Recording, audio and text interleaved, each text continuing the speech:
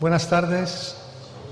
Muchas gracias por acudir a esta convocatoria de la Biblioteca Nacional, que en este caso pues es especialmente grato para nosotros, tanto por evocar la figura de Octavio Paz y evocar la visita que hizo a esta misma casa, a este mismo salón, en mayo del 96, que dictó una conferencia titulada Diálogos con Quevedo, que organizaron entre Carlos Ortega, entonces director, y José Miguel Ullán, que era gran amigo tanto de Paz como de Carlos Ortega, y que también pues le dedicamos una pequeña memoria, ¿no?, haciendo esta actividad.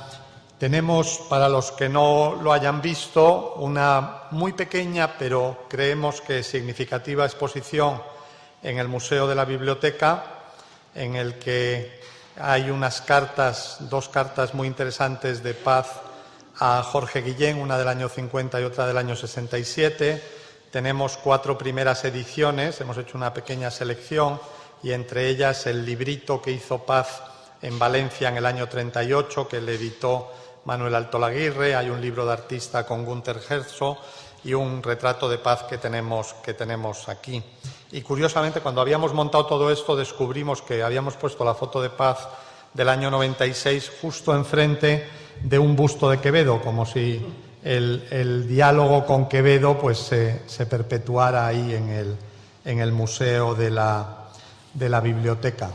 He traído unos papeles porque hay algunas cosas que es importante decir. Estamos aquí para presentar un número de cuadernos, una vez más, y para nosotros pues es muy importante decir que estamos muy agradecidos a la ECID, a Cuadernos y a Juan Malpartida, director de Cuadernos, por compartir con nosotros este momento, con la Biblioteca Nacional, este momento, y haber hecho un poco esta programación compartida. En el caso de Juan Malpartida hay que decir que, bueno, todos sabemos que fue uno de los amigos más continuos y más fieles de Octavio Paz en Madrid, y que a la vez pues es un experto en su obra y una de las voces más autorizadas para hablar de ella. Nos acompaña también Juan Arnau, experto en culturas orientales, y que en el número de la revista pues hace una indagación sobre la faceta de Paz orientalista, que es sumamente interesante y que me imagino que nos hablará ahora de ello, ¿no? Y que evoca un poco, desde otro punto de vista, pues esa idea de que, claro, desde México se hicieron siempre ciertas exploraciones del Oriente, ¿no? Pienso en el Galeón de Manila y en algunas otras exploraciones de Oriente que salieron de allí. En tercer lugar, pues tenemos a Orlando González Esteva, que fue amigo de Paz. Cuenta el artículo de la revista cómo fue el encuentro, ¿no?, fantástico, en que se engancharon rápidamente hablando de música popular cubana, porque este hombre, Octavio Paz, pues sabía de todo, ¿no?, como sabemos que era un poco así. Y bueno, pues con Octavio tenemos aquí pues la seguridad de tener un rato muy agradable, ¿no?, y con inteligencia cubana, que es siempre una inteligencia simpática y especial. A mí me gustaría aquí señalar que ese detalle iberoamericano de que aquí haya un cubano que habla de Paz se combina excelentemente en el número de la revista con un artículo que realmente creo que es francamente recomendable, que es el que abre el monográfico de Guillermo Sheridan sobre la relación entre Paz y José Bianco, que demuestra lo atento que estaba Octavio Paz a la vida cultural de Buenos Aires, ¿no?, y en fin, y la amistad que tenía con Bianco. Creo que eso es una cosa llamativa. Por otro lado, hablando de Orlando, tenemos que decir que él está aquí gracias a la generosidad de Conaculta y de Ricardo Cayuela, que es una persona muy vinculada a Madrid. Como saben, dirigió aquí Letras Libres, y él está desde la Dirección General de Publicaciones de Conaculta pues dirigiendo el centenario de Paz. Por otra parte, también quiero agradecer al Instituto de México en España y a SEGIV, a Pablo Rafael de la Madrid y a Enrique Vargas, que son un poco los que han ayudado a coordinar esta cantidad de actividades de muy diversas instituciones españolas en recuerdo y homenaje de Octavio Paz, y también a Aurelio Mayor, que es el comisario de ese conjunto de actividades, y a Lola Ferreira, que apoya desde su buen conocimiento de los medios de comunicación y de la prensa. Y nada más, creo que no me he olvidado de nada, y simplemente pues pedirles un aplauso de bienvenida a este trío de amigos que nos van a hablar de Octavio Paz esta tarde.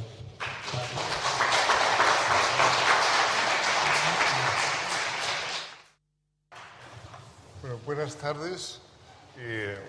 Es un placer estar con dos amigos a los que admiro por sus obras y que son también colaboradores de la revista Cuadernos Hispanoamericano.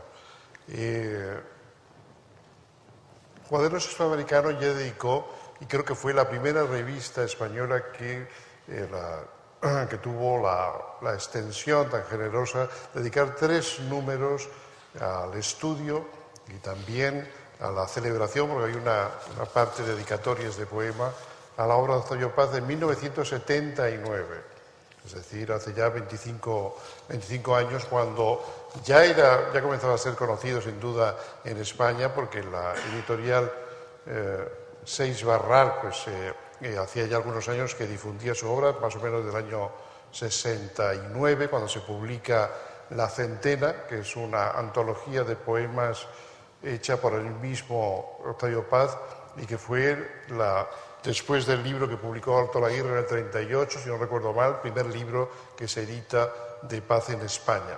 Habían entrado algunos libros de la editorial Fondo de Cultura Económica o ERA de México o de Argentina, pero en España se comienza a editar entonces. Y al poco tiempo ya Cuadernos, con quien mantenía Paz pues una cercana relación, sobre todo con Félix Grande, que quiero recordar hoy, porque falleció, como ustedes saben, hace un par de meses. Pues Félix Grande y Blas Matamoros, que era su director entonces, pues organizaron este grueso volumen de casi 700 páginas de estudio a la obra de Paz. Desde entonces yo creo que Paz no ha dejado de estar presente en las revistas y sobre todo en las lecturas, ¿no?, de la gente, del mundo intelectual, primero en Barcelona, donde todo el grupo de Carlos Barral, Jaime Gil de Viedma, Pere Giffaré, sin duda, y los otros, pues lo acogían y mantenían un diálogo intenso con él. Paz era un hombre con ideas fuertes, pero al mismo tiempo siempre asistido por el diálogo y por la búsqueda. Él a sí mismo también se veía así. Soy carencia, decía, y búsqueda. Y en el diálogo con los demás, a veces polémico, siempre que con percepción del otro, siempre sabiendo que para saber el otro era fundamental, ¿no?, mantuvo un diálogo, ya digo, con esos poetas, ensayistas, traductores, novelistas, sobre todo situados en Cataluña al principio, y luego, a partir de la muerte de Franco, en el 75, en Madrid. Ya comienza a venir a Madrid. Cataluña comienza a hacerse un poco provinciana, porque los nacionalismos siempre le consiguen lo contrario, parece ser, de lo que pretenden. Y Madrid comienza, sin embargo, a abrirse, a tener una actitud más cosmopolita, y Paz comienza a tener un diálogo, también una presencia fuerte entre nosotros. Al hacer ahora este dossier, sin duda limitado, porque la obra de Paz se necesitan muchos especialistas o disciplinas distintas para abarcarlas. Habría que tener una persona de las mismas cualidades suyas para que en un golpe de vista, digamos, en una obra, pudiera ver todo lo que él realizó. porque le interesó la política, tanto las cuestiones de carácter ideológico como las puntuales, el politólogo, pero también el hombre que discute el día a día en la calle, digamos, ¿no? Le interesó en las civilizaciones desaparecidas, ¿no? Le interesó las artes, por un lado, prehispánicas, pero también, sobre todo, las del siglo XIX y el siglo XX, que era su siglo. Y le interesó la filosofía, en cierta medida, no como un historiador de la filosofía, sino ciertos temas de la filosofía, y también las literaturas francesas, inglesas, europeas, pero también orientales. Y a partir de los años 50, también, y de manera muy pujante e interesante, algo que Juan Arnau contará luego, por lo menos en alguna medida, el mundo oriental. Las literaturas, las artes y la filosofía, ciertas filosofías, cierta espiritualidad india, de alguna forma, y budista en general, hindú y budista. De alguna forma él llevaba ya el Oriente en sí mismo porque era mexicano, un mexicano de origen español, que muchas veces esto se ignora, a pesar de que él lo dice, por ejemplo, en las cartas a Tomás Segovia, y él mismo, ¿no? Decía, yo soy español. Es decir, la madre de Octavio Paz era española. Todos sus abuelos maternos eran de Cádiz, ¿no? La isla Sidonia, etc. Y los primeros recuerdos de Paz, el folclore, digamos, aparte del folclore mexicano, eran las canciones que su madre cantaba en casa. Canciones populares, ¿no? Andaluzas, que luego cuando Paz conoció a Alberti en 1934 en México, en un viaje que hizo Alberti a México, leyó ahí poemas, pues hablaron de esto, porque él conocía todas esas canciones que para Alberti, naturalmente, pues había sido un alimento durante toda su infancia y adolescencia. Así que hay otro vínculo con esa frase que cita Orlando González Esteiva del ritmo es un imán, ciertamente. Y el ritmo no es solamente un imán de poetas, de culturas, sino también es un imán en el sentido incluso metafísico. Es decir, une realmente el ritmo, y para Paz eso fue muy importante, la proporción, la medida, el ritmo, era, si no un destino, al menos sí había un significado, algo que realmente nos hacía insertarnos en un fluido universal, definitivamente, con los otros y también con lo otro. Precisamente eso es uno de los temas que estudia parcialmente, porque todo tiene que ser un poco parcial, y eso es importante también que así sea. José Luis Gómez Toreo, un joven poeta y crítico talentoso en Cuadernos Hispanoamericanos. Y lo abrimos con un texto, como ha citado Carlos Alberdi antes, con un texto de Guillermo Sheridan, que es un estudioso de la generación de contemporáneos y sobre todo de los primeros 50 años de la literatura mexicana. Sheridan es además autor de 2 volúmenes de biografía y sigue, ¿no?, abundando en ello, de cierto periodo de Paz. Creo que es uno de los grandes entendidos, sobre todo en el vínculo entre biografía y obra. Y aquí estudia citando, a veces un poco mucho, en fin, teniendo en cuenta que están inéditas, en las cartas a Pepe Bianco, que nos permite precisamente, desde 1938, que es la primera colaboración de Paz en la revista Sur de Victoria Ocampo, sobre Muerte sin fin de Villaurrutia, y desde entonces hasta 1980. Una correspondencia con pausas, pero que recorre desde la juventud de Paz, antes de ir a Estados Unidos en 1943, hasta la muerte, casi un par de años antes de la muerte de Pepe Bianco, que fue un buen novelista, un buen cuentista, y todos hemos leído literatura inglesa y francesa traducida por él.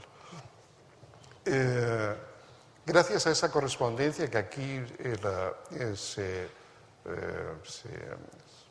acompaña, ¿no?, con elementos críticos, vemos la relación de Paz por un lado, con la literatura hispanoamericana del sur, con el sur, de Cortázar a Borges y otros, pero también el periplo, ¿no?, de su desenvolvimiento sentimental, porque con José Bianco el Paz tenía una cierta complicidad, a pesar de que solo se vieron durante 1 año y medio en París, posteriormente al conocimiento previo, en 1959.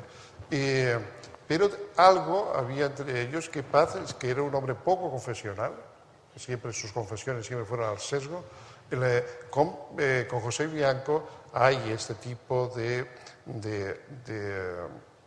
narración sentimental, por decirlo así, de sus peripecias, sus dramas y sus alegrías.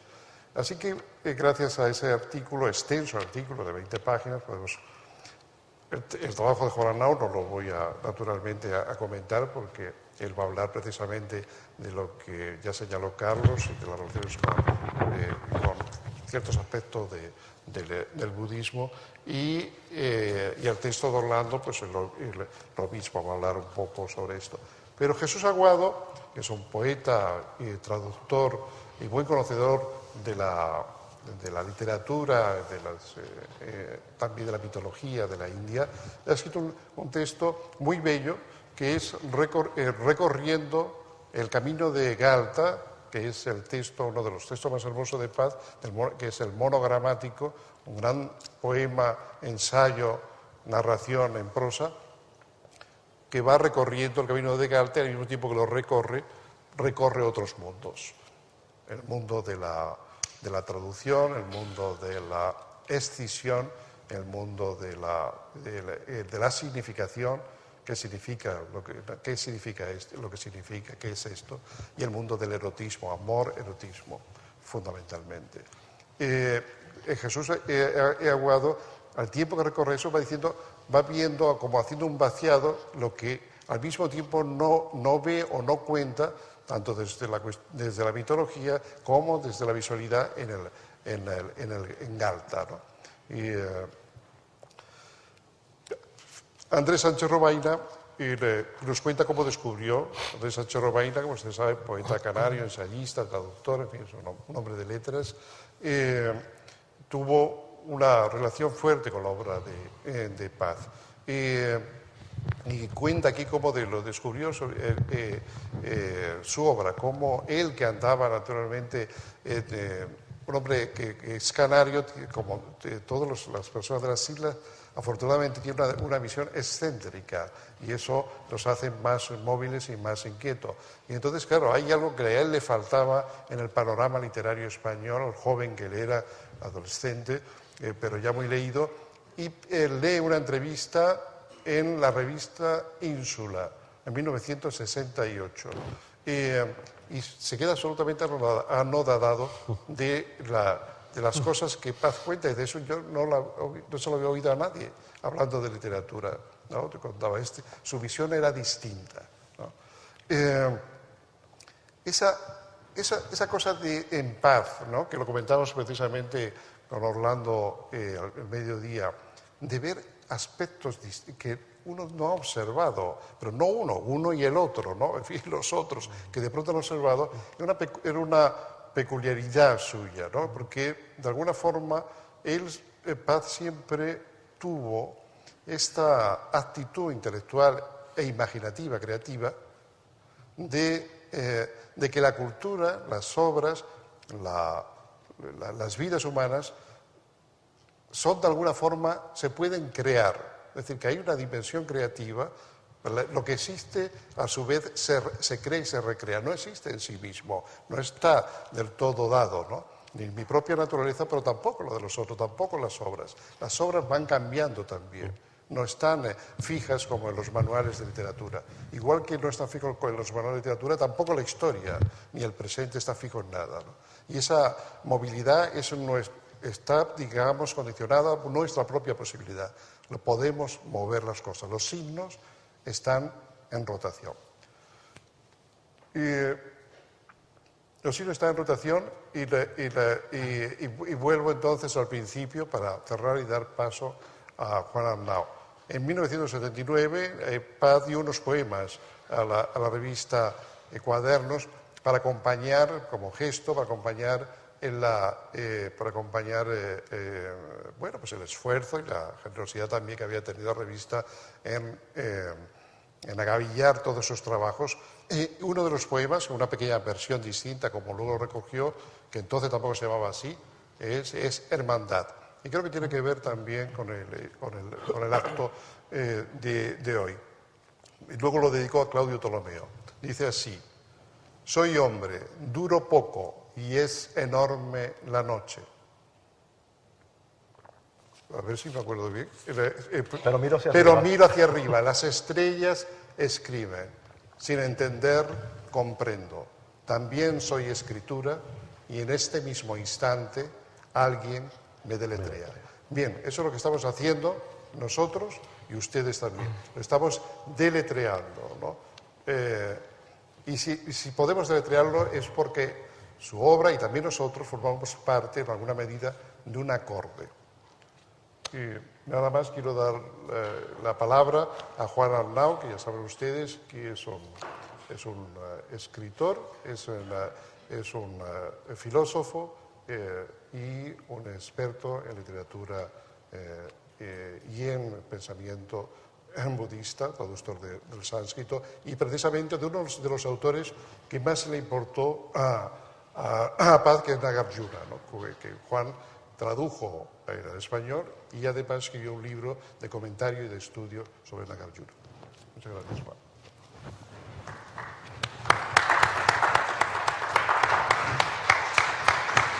Cogiste como cala, por el lado.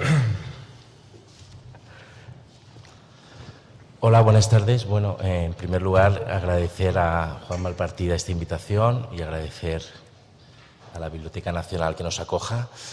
Me gustaría comenzar con un testimonio biográfico personal. Yo estudié astrofísica aquí en Madrid y después de estudiar trabajé un tiempo como guionista y conseguí una beca para hacer un estudio del cine indio. Y yo entonces a Octavio Paz le tenía un poco de manía. No lo conocía y había leído por la prensa que él se oponía o era muy crítico con los insurrectos de Chiapas y yo simpatizaba por aquel entonces con el subcomandante Marcos y entonces lo tenía tachado de mi lista, como tenía tachado a Vargas Llosa o a otros grandes escritores que uno cuando es joven tacha siempre precipitadamente. Y entonces yo estaba muy nervioso porque me iba a ir un año a la India y el día antes de coger el avión pues me di un paseo por una librería, que es lo que hacemos los que amamos la literatura, y me encontré con este libro, precisamente con este ejemplar que está un poco ya viajado, Vislumbres de la India. Y bueno, dije, esto es destino, me voy mañana a la India, encuentro este libro y me lo llevé. Y este libro me sirvió como guía para mi estancia en la India y es en parte responsable de que yo me haya dedicado a la indología durante los últimos 15 años. Y curiosamente me dediqué a la indología a partir de un doctorado que realicé en México. En el Colegio de México fue donde yo aprendí sánscrito, es decir, en España no se podía estudiar sánscrito, no había nadie que enseñara sánscrito. Yo siempre cuento que cuando nosotros fuimos los primeros, digamos, de la era moderna interesados en la India, hicimos un viaje a la India en 1492, pero nos encontramos con América y entonces nos olvidamos de la India. Y la India sigue sin estar, digamos, en los estudios reglados de este país, ¿no? Y queda todavía mucho trabajo. Pero bueno, fue en México, en la Tierra de Paz, donde yo estudié sánscrito, donde me acerqué por primera vez, por supuesto, después de leer este libro, leí otros muchos libros de él y me convertí como nuestros amigos y como los que estamos aquí, yo creo, en admirador de la obra de Paz. Bueno, Paz en la India, el primer viaje que hace Paz a la India es a principios de los años 50. Él trabaja entonces en la Embajada de México en París, trabaja durante el día en la Embajada y durante la noche, que es donde tiene su corazoncito, pues visita los cenáculos surrealistas, forma parte del grupo de amigos o cercanos de André Breton, y es ahí, en ese ambiente, donde se entera que lo envían a la India, ¿no? En la misión diplomática mexicana en Delhi. Y bueno, él se va a la India y es significativo que se lleva 2 libros que le regalan sus amigos. Uno es una antología de poemas de Kabir y el otro es la Bhagavad Gita, que como sabéis es un poema sánscrito que está inserto en el Mahabharata, que es la gran épica hinduista, y que es, digamos, como el evangelio, por así decirlo, del hinduismo. Esto es importante porque él va a decir luego en repetidas ocasiones que este libro se convierte en su guía espiritual en la India. Cuando llega a la India, pues tiene lo que le ocurre a todos los viajeros que llegan a la India. A los mexicanos un poquito menos, yo creo, que a los europeos, pues los mexicanos son un poco más indios, tienen, digamos, otros lazos, pero bueno, tiene esa sensación de misterio, de asombro, de vértigo. Y le escribe a un amigo y le dice: la India es el gran misterio, es misteriosa, como dicen las agencias de turismo. Y dice: es un misterio que no se da sino a quien está dispuesto a perderse. Sin esta disposición de entrega, sin esperanzas, de comprensión intelectual, es decir, sin esa previa renuncia a la ganancia, palabra clave en el mundo occidental, no hay siquiera posibilidad de percibir la existencia misma del misterio. Es decir, Paz se da cuenta de que hay un gran misterio que le va a atraer durante toda su estancia en la India. Esta primera estancia va a ser una estancia breve, luego va a ir en el año 62 como embajador de México en la India y va a estar 6 años. Pero bueno, él ya percibe esa atracción, ese vértigo que percibimos todos los que hemos vivido en la India, y al mismo tiempo es consciente de que él se tiene que proteger, es decir, de que no se puede entregar completamente. ¿Vale? Esto luego lo dirá de muchas formas. Hay un pasaje en Vislumbres de la India donde dice: prefiero al poeta que al santo. Pues sabéis que la India está llena de santos, está llena de sadhus, de santones, y ves que él se está justificando porque siente esa atracción, pero al mismo tiempo, digamos, quiere mantenerse en el ámbito de las ideas, en el ámbito de la crítica, que es el ámbito europeo, en el ámbito de la estética, en el ámbito de la poesía, ¿no? Y él dice: prefiero al poeta que al santo porque el santo hace que todos los que están a su alrededor se sientan mal. Porque dice: bueno, este hombre es un buen hombre y yo soy un canalla. Digo, sin embargo, el poeta hace que todos los que están a su alrededor se sientan bien, ¿no? Y esa tensión va a seguir a lo largo de toda su relación con la India, porque la relación con la India, digamos, ocurre en los 60, pero luego, digamos, el diálogo va a continuar y aparece en muchísimas de sus obras. Hay una cosa que le fascina especialmente y es cómo se vive el ascetismo en la India. Es decir, cómo la renuncia al cuerpo o el fustigamiento del cuerpo, cómo se vive y qué diferente es ese ascetismo indio al ascetismo, digamos, cristiano de nuestras tradiciones. Y al principio, en una de las primeras cartas que escribe en 1962, dice: sospecho que estos estados de soberana indiferencia o son una superchería o un indicio de alguna lesión vital. Es decir, él, ante los sadhus y ante los grandes ascetas, digamos, mantiene una distancia muy crítica. Pero luego, con el tiempo, esa visión va a cambiar, se va a transformar. Y muchos años más tarde escribirá. Sabéis que Paz, bueno, era un hombre apasionado por el tema de lo erótico y el tema de la sexualidad. Y dice: esta visión de la sexualidad como energía cósmica y del cuerpo como reserva de energías creadoras, en esta visión de la sexualidad como energía cósmica y del cuerpo como reserva de energías creadoras, reside una de las causas, probablemente la más antigua, de la abstinencia sexual. La castidad comenzó por ser una práctica dirigida a atesorar vida y energía vital. El cuerpo es una fuente de sexualidad y, por lo tanto, de energía. Retener el semen, guardarlo y transformarlo en energía psíquica es apoderarse de grandes poderes espirituales y sobrenaturales. Aquel que busca la liberación, es decir, Paz se da cuenta de que el ascetismo indio utiliza el cuerpo como un trampolín hacia lo trascendente. Aquel que busca la liberación no ve en su cuerpo un obstáculo, sino un instrumento. Las prácticas ascéticas, aun las más severas, son una doma progresiva del cuerpo.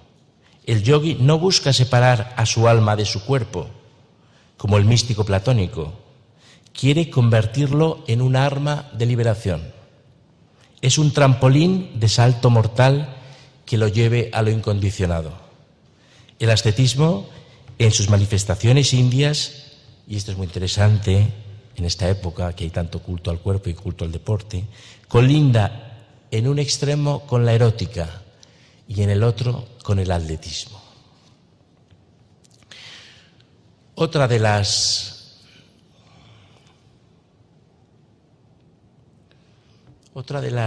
inclinaciones o tendencias de Paz en toda su estancia en la India, que es algo que yo creo que le ocurre a cualquier persona con sensibilidad y a cualquier persona con interés en la historia de las religiones y en la historia de las ideas, es que él por primera vez se ve fuera del ámbito judío-cristiano helénico. Y entonces empieza a ver algunos de los axiomas de nuestra cultura desde fuera. Y esto le hace meditar mucho en nociones como la noción de creación, la noción del pecado original, la noción de redención. De hecho, él habla en términos para mí muy instructivos y que para mí fueron muy instructivos en mi estancia en la India, de la tríada creación, pecado, redención, y la compara a la tríada hindú samsara, karma, moksha. ¿Vale? Es decir, como sabéis, en la India no hay una idea, el mundo no ha sido creado, el mundo ha existido siempre, no hay un juicio final, sino que el mundo se autorregula por la ley del karma y, digamos, las prácticas ascéticas que hemos mencionado son una vía para la liberación de las ataduras de la existencia. Y esto le sirve, estas ideas que le están atrayendo, fascinando, le sirve para rescatar un pequeño verso que me parece magnífico de un lógico budista del siglo VII que se llama Dharmakirti, que escribió 7 tratados de lógica, y Paz encontró, un poco en relación con lo que ha dicho Juan Malpartida, con esa visión lúcida y peculiar que tenía de descubrir cosas donde otros no las veían, encontró un texto, un pequeño verso erótico, intelectual e irónico de Dharmakirti, este autor celebrado de la escuela Vijnanavada, que es la escuela de solo la conciencia, que me gustaría leeros, y que tiene que ver con el tema de la creación o no creación del mundo. Es un poema que al mismo tiempo es un silogismo. Se titula Prueba. Paz era especialmente hábil en traducir, y este es uno de los grandes legados de Paz con respecto a la India, en traducir la poesía sánscrita. Él no sabía sánscrito, pero era un gran poeta y manejaba versiones inglesas y francesas fundamentalmente, y hizo que muchos lectores de español pudieran tener acceso a esta literatura. Y la prueba que esgrime Dharmakirti es la siguiente. Está describiendo a una mujer, a una hermosa mujer. Su piel es azafrán al sol tostado, son de gacela los sedientos ojos. ¿Ese Dios que la hizo, cómo pudo dejar que lo dejara? ¿Estaba ciego? No es hechura de ciego este prodigio, es mujer y es sinuosa enredadera. La doctrina del Buda así se prueba, nada en este universo fue creado. Y él resalta, ¿no?, esa capacidad que tiene la literatura sánscrita, la poesía sánscrita, para combinar lo sensual, lo intelectual y lo irónico. Y la comparará con Otra poesía que él estudiará a fondo, que es la poesía taoísta. Él, como sabéis, pues tuvo mucha atracción por el taoísmo, y escribe: la gran poesía sánscrita comparte con la griega y con la latina la elocuencia, la nobleza y la sensualidad de las formas, la violencia y sublimidad de las pasiones, en fin, la plenitud del gran arte. Pero, como sus hermanas, no sabe callar. Ignora el secreto de los chinos y los japoneses, la insinuación, la alusión oblicua, ¿vale? Que es una de las, digamos, grandes diferencias entre la poesía sánscrita clásica, que se parece mucho a nuestra poesía clásica, y la poesía de origen chino y taoísta. Y por último, para terminar, un poco haciendo referencia a esa atracción vertiginosa que sentía Paz por la India y por la sabiduría india, él hace una descripción de las mejores descripciones que yo he encontrado de lo que es moksha, de lo que es la liberación hindú. Dice: moksha es una gnosis y es una praxis. Por lo primero, es un conocer, no en el sentido moderno de saber, es decir, posesión de una información, sino en el más antiguo de realizar la verdad, o sea, hacerla real y efectiva, vivirla y confundirse con ella, ¿vale? Esa atracción que tuvo Paz hacia moksha, ¿no? Esa tensión esencial que viviría a lo largo de toda su vida creativa, está ya en las primeras cartas que escribe desde la India.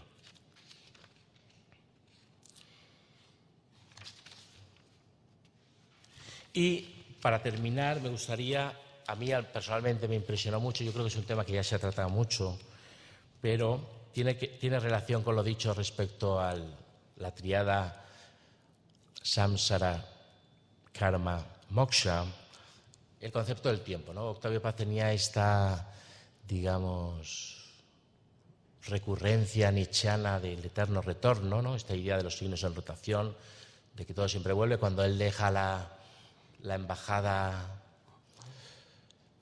mexicana en India, lo hace como consecuencia de las matanzas de Tlatelolco, y él dice: los sacrificios rituales han vuelto, ¿no? Haciendo referencia al México prehispánico, al México azteca, ¿no?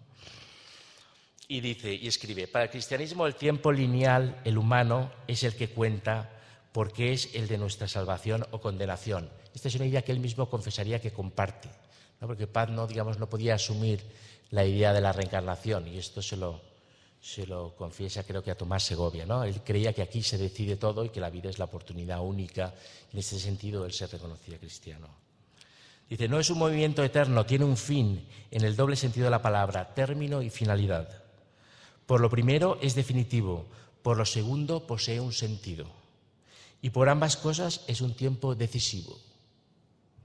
El cristianismo introduce la decisión, la libertad. Su tiempo significa redención o pérdida. Su valor no reside en el pasado, aunque la caída sea la causa del tiempo y de la historia, sino en el presente. Ahora mismo, ¿me salvo o me condeno? Y esto es todo, queridos amigos. Muchas gracias por acogerme y paso la palabra a Orlando.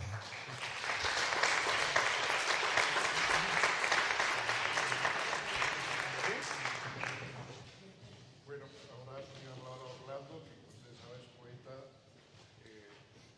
cubano, así que tiene dos patrias. Cuba y la noche. ¿Verdad, Ponte? ¿O son una las dos? Buenas tardes. Yo quisiera ante todo darles las gracias a las instituciones que han hecho posible este regreso mío a España. A la Biblioteca Nacional, en la persona de mi amigo Carlos Alberdi, a quien no veía hace muchos años y a quien recordaba con tanto afecto.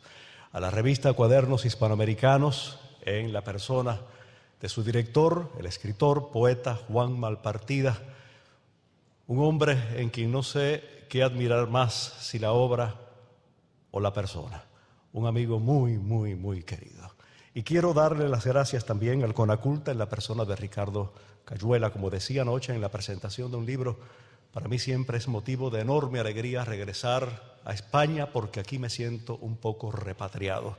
Curiosamente, estando geográficamente más lejos de Cuba que cuando estoy en Miami, que es donde vivo, en España me siento más cerca de Cuba. Casi me siento entre los míos. Las palabras que yo voy a leerles y que he escrito para esta noche llevan como epígrafe 2 versos de un poema de Octavio Paz titulado El cántaro roto. Y esos versos dicen lo siguiente: vida y muerte no son mundos contrarios. Somos un solo tallo con 2 flores gemelas. La muerte no habla por teléfono, pero la soledad sí. Y no hay soledad mayor que la que precede a la muerte. La muerte sabe a soledad, huele a soledad. A la muerte se le palpa en el aire, flota como una tela de araña ruinosa sobre la silla de ruedas o el lecho del desahuciado. Se le oye respirar cerca y al muerto en cierne se le afilan los sentidos, si no hacia afuera, sí hacia adentro, hacia donde se dirige y entrevé un destino cuya forma más sensible no tiene por qué ser la nada. Hay moribundos a quienes sus muertos los saludan desde lontananza o los visitan, los ayudan a morir y hasta se los llevan colgados del brazo. La vida no ve más allá de sus propias narices. Octavio Paz se moría y no lo ignoraba. Recuerde que la felicidad de un escritor no está en tener muchos lectores, sino 2 o 3 amigos que lo lean con atención. Me dijo. Me lo dijo con una voz tan maltrecha como el rostro que por entonces, malamente oculto tras una barba y un bigote entre canos, ensombrecía los medios de prensa de su país.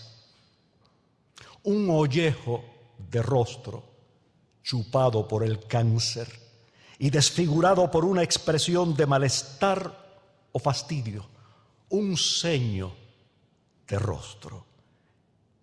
Y yo sentí que me hablaba desde su tumba, una tumba llena de soledad, aunque tuviera, mujer amantísima, amigos, lectores y hasta enemigos. La enemistad es una forma de compañía, quizás la más leal.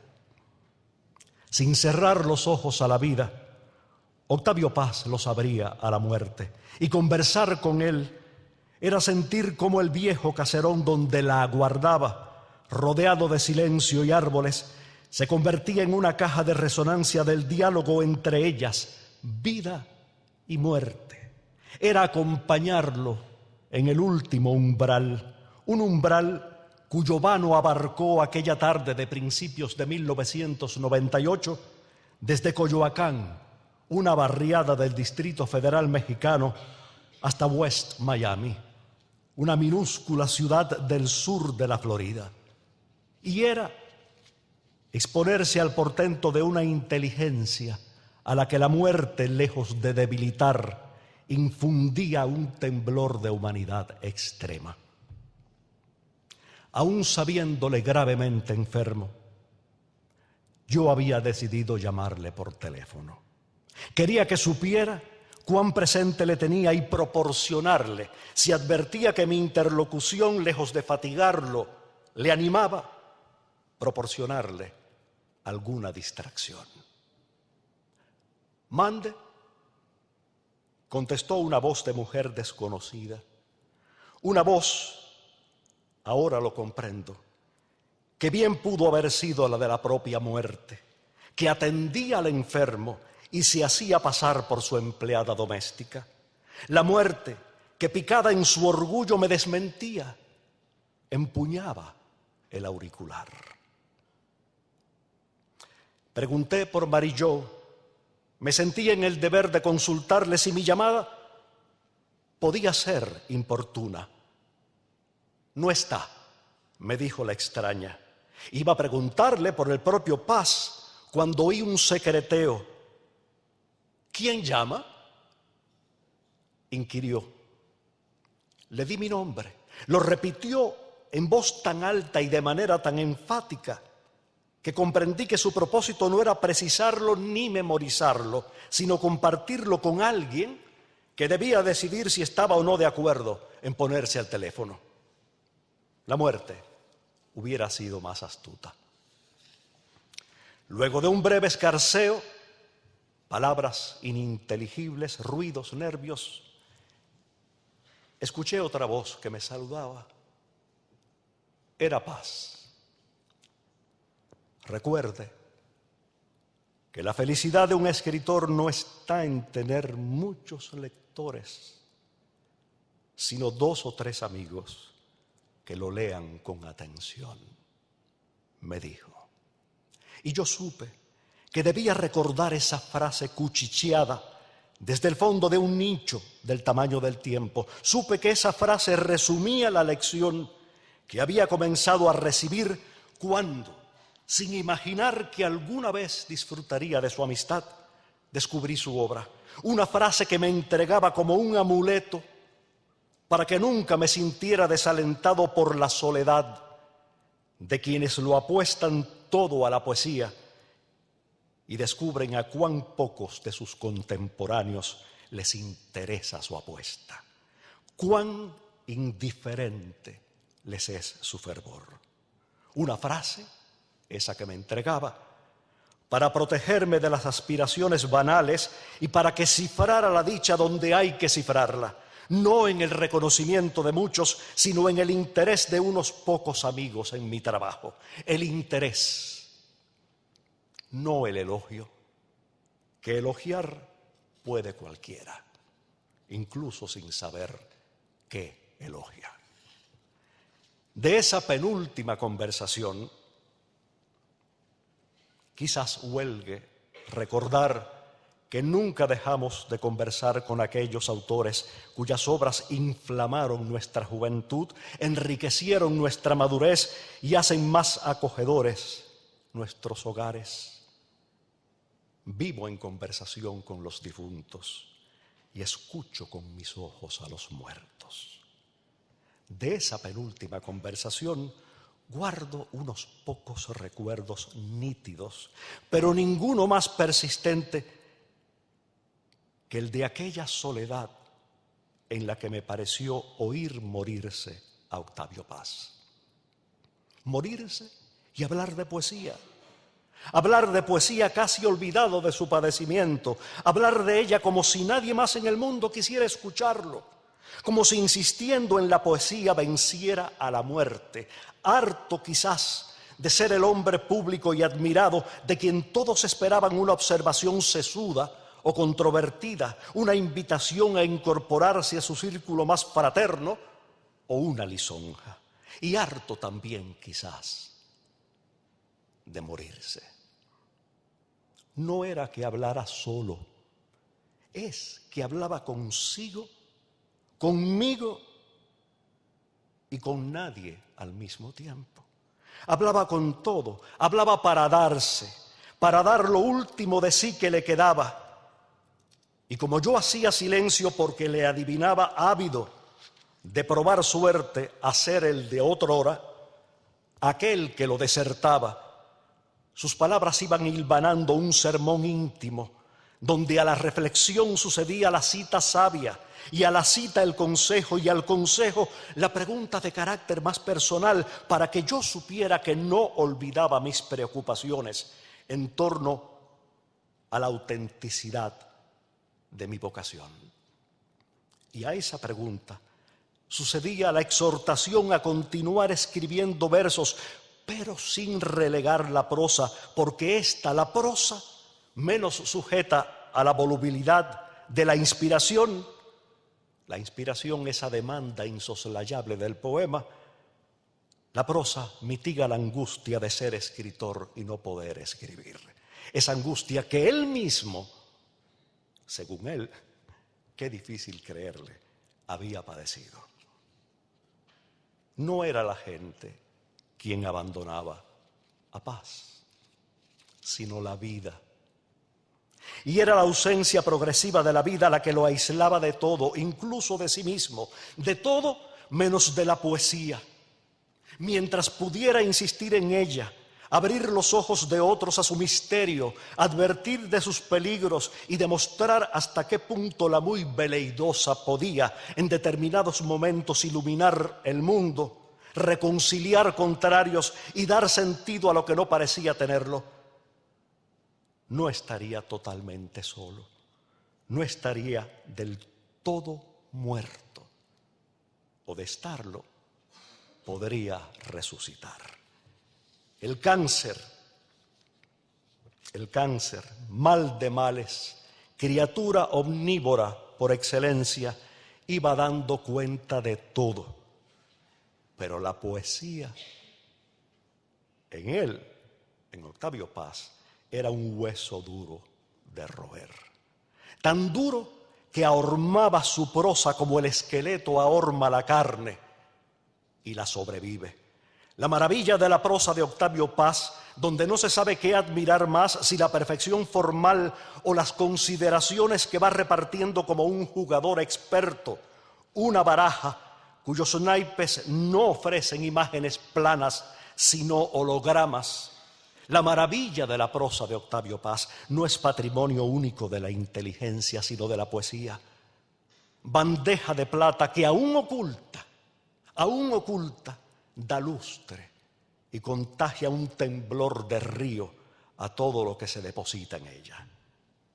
Nada más parecido al escritor que conocí en 1986 que su prosa. O al revés, nada más parecido a su prosa que el escritor que conocí en 1986 y con quien en años posteriores, sin perder pie ni pisada sus comentarios, iba a atravesar la zona rosa de su ciudad mientras Pita Amor, un personaje a quien muchos mexicanos presentes conocen, mientras Pita Amor se materializaba y desvanecía en una esquina o nos pasaba por al lado como una exhalación, y Juan Soriano, rápido como un reflejo, nos esperaba para almorzar a la sombra de una pérgola. El escritor con quien caminaría por Cayo Hueso, el punto más al sur de Estados Unidos, en compañía de nuestras respectivas mujeres, una noche rumbo al mar. Los años no pesaban, la erudición pesaba menos, se había integrado de una manera tan natural al hombre, y la vitalidad de Octavio Paz, era tal que no había prepotencia que temer. En 1986, septuagenario, Octavio Paz iba y venía con la ligereza de un hombre en el verano de su vida. Un año después, visitó Miami. Le pregunté a dónde le gustaría que fuéramos, después de participar en un encuentro con un grupo de estudiantes universitarios. Ya habíamos visitado a Lidia Cabrera y nos habíamos encontrado con Eugenio Florit, únicas personas a quienes me había manifestado deseos de volver a ver. Me pidió alternativas. Dígame a dónde podemos ir. Le recordé que estaba celebrándose un simposio en su honor. No mostró entusiasmo. Insistí respetuoso en que se trataba de un buen número de profesores procedentes de distintas partes de Estados Unidos a quienes les halagaría contar con su presencia, aunque fuera en una sola sesión. Nada. No sabiendo cómo salir del impasse, bromeé. Los pelícanos que frecuentan Miami Beach y suelen adueñarse de los postes que sacan la cabeza del agua, no tendrían a mal recibirnos. Los ojos le brillaron. Íbamos en mi automóvil. Vamos a ver los pelícanos, me dijo.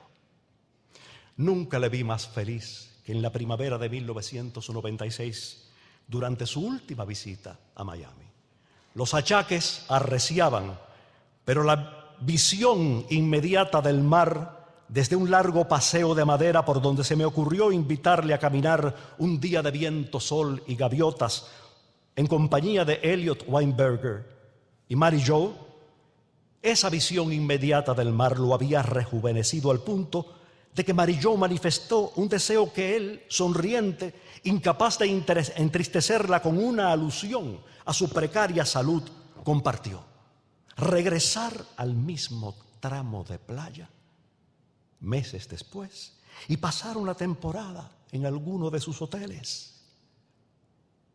Como si la oscuridad que se abatía sobre ambos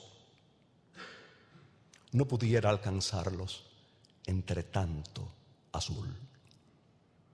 Minutos antes, al abandonar el restaurante en cuyo portal habíamos almorzado, frente a un cielo limpio, vaivenes de cocoteros y un desfile de juventud descamisada, Paz se había percatado de que el cabello comenzaba a escasearme. Y divertido, había apuntado al lugar donde la falta era más evidente. Bromeamos en plena acera. El niño asomaba al anciano y ambos parecían congeniar. Era la primera vez que el niño Octavio Paz me salía al paso, como si el adulto ya no tuviera ganas de disciplinarlo, sino de dejarlo hacer.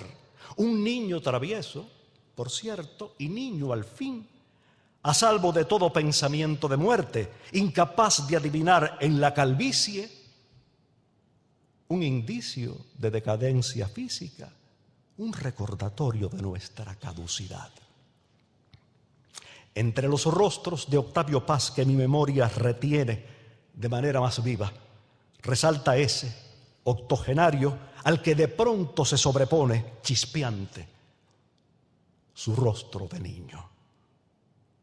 Ejercicio preparatorio, un poema de árbol adentro, entremezcla esos rostros.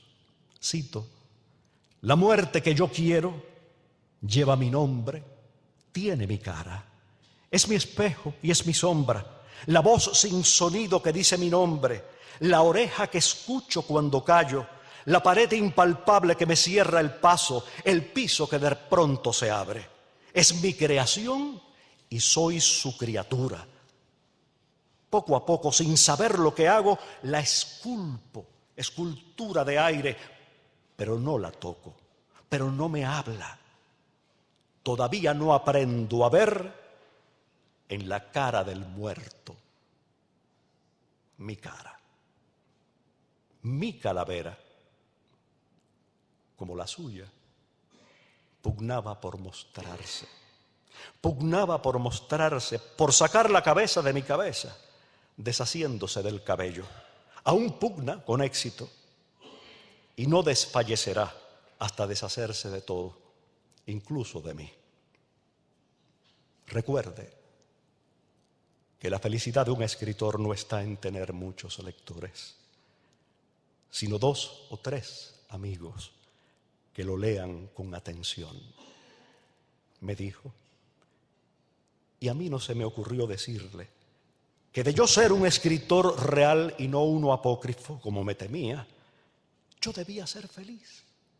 Porque esos amigos ya existían y eran en más de un caso legado suyo, resultado de una cortesía suya que desde 1981 había revolucionado mi relación con la palabra escrita y mi relación conmigo mismo. Nadie comido de incertidumbre puede ser categórico. De ahí que no haya mérito alguno en mi reserva hacerlo. Esa reserva no responde a una virtud mía, sino a una falla. Pero hay hechos ante los cuales no ser categórico es señal de apocamiento y hasta de algo más grave, es señal de pose. No ser categórico viste, despierta simpatía entre el corro de escépticos en que nos hemos convertido nos sitúa en un plano superior al resto de la manada, esa que aún recurre o cursi a las interjecciones y los signos de exclamación, pero ya casi alegra desvestirse, ser quien no se supone que seamos, preterir todo intento de coerción gremial. Octavio Paz cambió mi vida. No encuentro manera más recatada ni más justa de decirlo, porque rara es la vida que no gire en torno a una vocación, que no se nutra e irradie de una vocación, que no sea menos vida cuando su vocación, lejos de realizarse, se frustra. Un hombre con una vocación deshecha es un náufrago que ha desistido de subir a los árboles, a otear el horizonte o arrojar mensajes embotellados al mar y se pudre vivo en una isla desierta. Y yo no sé qué hubiera sido de mi vocación si Octavio Paz no hubiera irrumpido en ella, alentándola a explayarse, rescatándola del limbo donde podía haber vegetado o sucumbido. El mapa de la poesía contemporánea, y eso lo saben los amigos poetas presentes esta noche aquí, el mapa de la poesía contemporánea es un archipiélago de islas habitadas por un solo hombre que vive tumbado en la arena en posición fetal, víctima de un mal crónico, el descorazonamiento. Los factores de riesgo de mi vocación eran múltiples. El primero, mi carácter de exiliado. El resplandor de la revolución cubana aún cegaba cuando adolescente comencé a escribir, y todo desconocido que fuera desafecto a ella, a la revolución, era un tunante a quien había que cerrarle las puertas, sobre todo si residía en Estados Unidos, aunque hubiera abandonado la isla. Niño. Nada querían saber de él sus virtuales colegas y mucho menos las editoriales y la crítica. Era el leproso de turno. El segundo factor de riesgo era mi determinación de escribir en español en un país angloparlante. O peor aún, lo dije anoche, escribir de espaldas a la cultura anfitriona. Y el tercer factor de riesgo, no menos grave, era mi afición a las formas clásicas del verso, tan menospreciadas por la mayoría de mis compañeros de generación. Más que un exiliado, yo era 3 exiliados. Uno de mi país, otro de mi idioma y otro de mi época. Si a la multiplicidad de exilios se suma la inocentada de haberme decidido por la poesía, aunque nadie se decide por nada, todo en lo que a una vocación se refiere se decide por uno, se comprenderá la magnitud de mi extrañamiento. Una reseña indulgente y una invitación de Paz a colaborar, a ser colaborador de la revista Vuelta y posteriormente autor de la editorial del mismo nombre, bastaron para que mi vida diera un vuelco y el mundo dejara de serme ancho y ajeno. Para que el exiliado fuera menos exiliado y la certeza de que la poesía era mi única patria momentáneamente posible, esa sospecha se acrecentara. Paz expandió mi círculo de afectos, despertó la curiosidad de algunos lectores en mi trabajo y propició lo impensable, la publicación de mis libros. Un cubano exiliado en Miami, en México y España. Mi presencia aquí esta tarde, los amigos que me acompañan, Ustedes todos son obsequio de Octavio Paz. Son prueba de su generosidad. Y algo más significativo aún. Paz me incitó a serme fiel a mí mismo, a no poner el oído en el entorno interesado y tendencioso, sino en mí, aunque ello significara nadar contracorriente, fiel a una divisa adoptada por él hacía décadas. ¿Cuál era esa divisa? Merece lo que sueñas. Merece lo que sueñas. Quienes regresan de la muerte hablan de un túnel al final del cual se avista un resplandor, y dentro de ese resplandor la silueta de alguien que, lejos de animarlos a que avancen a su encuentro, les indica que vuelvan sobre sus pasos, porque aún es temprano para seguirle, para acompañarle al trasmundo del que esa silueta proviene. El túnel, aquella tarde de principios de 1998, fue la línea telefónica. La línea telefónica, laberinto de laberintos, y quien me hablaba a través de ella lo hacía desde una de sus embocaduras, a punto de darme la espalda, echar a andar y perderse de vista. No se sabe si alguien salió al encuentro de Paz. Sí, que nadie le dijo que retrocediera. Y si se lo dijo, que él no hizo caso y siguió adelante, harto quizás de sobrevivirse. ¿Me explico? Uno se cansa de morirse tanto, de morirse una vez y otra, a las buenas y a las malas, o de morirse apenas y hasta de no morir. ¡Qué desencanto! Uno se cansa de que todo cuanto una vez le animó se abra las venas, y de reconocerse a duras penas de tan vivo y tan muerto, casi santo. Uno se cansa de morirse encima y debajo de sí. Uno da grima si no se va cuando debiera irse. Uno se queda y no se queda nada. Y aunque muerda el anzuelo sin carnada,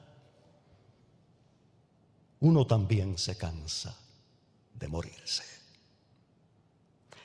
Recuerde que la felicidad de un escritor no está en tener muchos lectores, sino 2 o 3 amigos que lo lean con atención.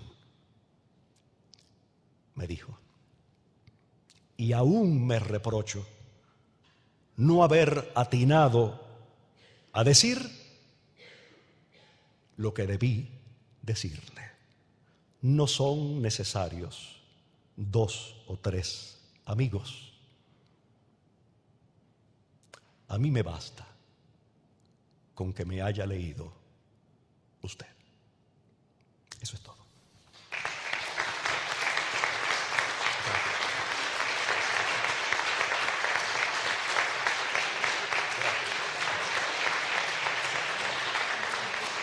Gracias.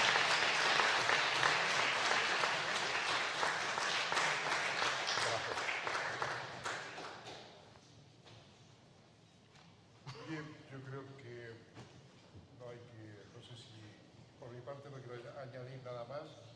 Estas palabras, tanto de Juan como de Orlando, me parecen que son completas. Salvo si ustedes quieren hacer alguna pregunta. ¿Alguien? ¿Alguna pregunta, algún comentario, alguna objeción? ¿Sí? Muy bien, pues muchas gracias. Bueno, gracias.